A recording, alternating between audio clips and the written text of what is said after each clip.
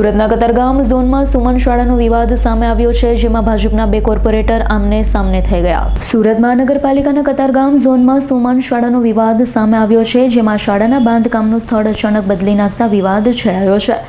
બાંધકામ મુદ્દે ભાજપના બે કોર્પોરેટર આમને સામને થયા છે અને એક શાળાનું બાંધકામ શરૂ કરાવ્યું તો બીજા દ્વારા મુખ્યમંત્રીને ફરિયાદ કરાઈ હોવાનું સામે આવ્યું. સ્ટેન્ડિંગ કમિટીની મંજૂરી વગર વર્ક ઓર્ડર મેળવ્યા વગર નવું બાંધકામ શરૂ કરી દેતા મોટો વિવાદ છેડાયો છે. હાલ તો કોર્પોરેટર નરેન્દ્ર પાંડવ અને ચીમન પટેલ આમને સામને આવી જતા રાજકીય ગરમાવો જોવા મળ્યો છે. મારું નામ નરેન્દ્રભાઈ પાંડવ, વોર્ડ નંબર 7 ના કોર્પોરેટર. કઈ સ્કૂલ ક્યાં હતી અને ક્યાં મૂકવામાં આવી છે? 2 વર્ષ પહેલા મેં રજૂઆત કરી હતી કે ભાઈ મારા વોર્ડમાં સુમન સ્કૂલની જરૂર છે. ત્યાર પછી 2 વર્ષ પહેલા મારી મંજૂર કરી સ્કૂલ. મંજૂર કરતા ખાતમુહૂર્ત વર્ક ઓર્ડર અપાઈ ગયો, ખાતમુહૂર્ત પણ થઈ ગયું. 3 મહિનાથી કામ ચાલુ ના થયું એટલે મેં મારા સાથી કોર્પોરેટર જ્યોતિબેન પટેલ અને મેં લેખિતમાં કમિશનરશ્રીને રજૂઆત કરી કે વહેલી તકે સ્કૂલનું કામ ચાલુ થાય. ત્યાર પછી મને એવું જાણવા મળ્યું કે ભાઈ અમારા વિધાનસભાના વિનુભાઈ ધારાસભ્યની રજૂઆત છે, સ્થળ બદલો. ત્યાર પછી હું અને મારા સાથી કોર્પોરેટર જ્યોતિબેન વિનુભાઈ ધારાસભ્યને રજૂઆત કરી કે સાહેબ આ સ્કૂલ બદલવાનું કારણ શું?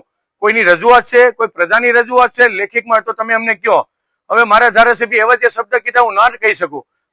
સ્કૂલ ક્યાં હતી અને ક્યાં ખસેડવામાં આવી? સ્કૂલ હતી મારી વોર્ડ નંબર 7 માં, અત્યારે સ્કૂલ બદલી અને વોર્ડ નંબર 8 માં લઈ ગયા. Bureau report S9 news Surat. અમારી તમામ માહિતીથી અપડેટ રહેવા માટે જોડાયેલા રહો S9 ન્યૂઝ સાથે.